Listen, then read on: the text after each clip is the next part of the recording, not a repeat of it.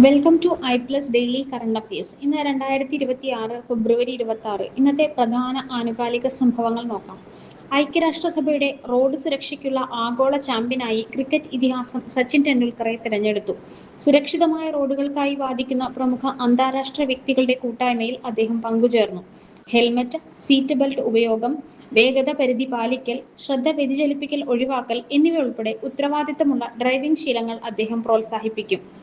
Biotechnology വകുപ്പിന്റെ 40ാമത് സ്ഥാപക ദിനത്തിൽ വ്യവസായ പങ്കാളിയായ അസോസിയേഷൻ ഓഫ് ബയോടെക്നോളജി ലെഡ് എന്റർപ്രൈസസുമായി സഹകരിച്ച് വികസിപ്പിച്ചെടുത്ത AI അധിഷ്ഠിത ബയോടെക് ഉൽപ്പന്ന ഡാറ്റാ പോർട്ടലായ സ്വിജുക കേന്ദ്രമന്ത്രി ജിതേന്ദ്ര സിംഗ് ഉദ്ഘാടനം ചെയ്തു. നെതർലൻഡ്സിലെ ഏറ്റവും പ്രായം കുറഞ്ഞ പ്രധാനമന്ത്രിയായി റോബ് ജെറ്റൻ.